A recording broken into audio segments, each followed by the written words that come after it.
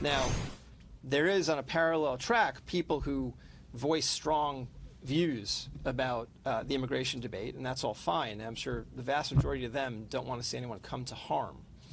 But what we're doing here is making clear that there is a point at which rhetoric veers into irresponsible and sometimes criminal acts. That's U.S. Attorney Andrew Lelling talking about the arrest of a Massachusetts man in New York. He was allegedly trying to hire a hitman on Twitter to kill ICE agents just for $500. Now, 33-year-old Brandon Zebrowski also allegedly repeatedly shared his desire to, quote, slit the throat of Senator John McCain. Back, David Ward, your take on this case. You know, we're going down the slippery slope of anarchy throughout the country. It doesn't matter if it's ICE agents, Border Patrol, or the local or state police. There's a complete disavowalment of law enforcement in this country. And now we have these politicians calling for the abolishment of ICE because they're out there doing the job that Congress mandated them to do. And we have Antifa out there around the country, which this 33-year-old nitwit out of Massachusetts is probably part of, wanting to bring even more harm into towards law enforcement.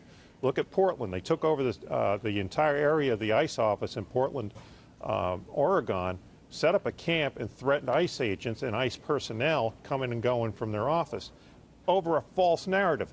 ICE did not have anything to do with the border, with the children being separated from their parents.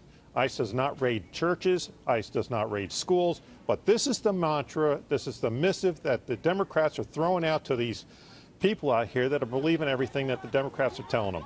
You know, let me back up. Homeland Security warned in June, quote, that there was a recent publication of a database of personal information of more than 9,000 ICE employees, including their location and their job history, that was scraped from LinkedIn. Now, we know that the anger about the border came after the White House's zero tolerance policy, along with Jeff Sessions, about separating families at the border. Those families are now being moved to be reunited. But the fallout, David, is that the fact that this personal information of ICE agents is now out there and that they are subject to potential attacks, that's a concern, right? Well, absolutely it's a concern. The agents have to not only be wary on when they're out in the field doing their jobs, but now they have to be wary at home because we have these knuckleheads out there, these anarchists, this Antifa bunch, out there threatening ICE agents who are doing the job. Based on these false narratives that are coming from Democrats, you have the mayor of Philadelphia wanting the abolishment of ICE. You have the governor of New York saying the same thing, and a bunch of these candidates are all yelling about abolishing ICE.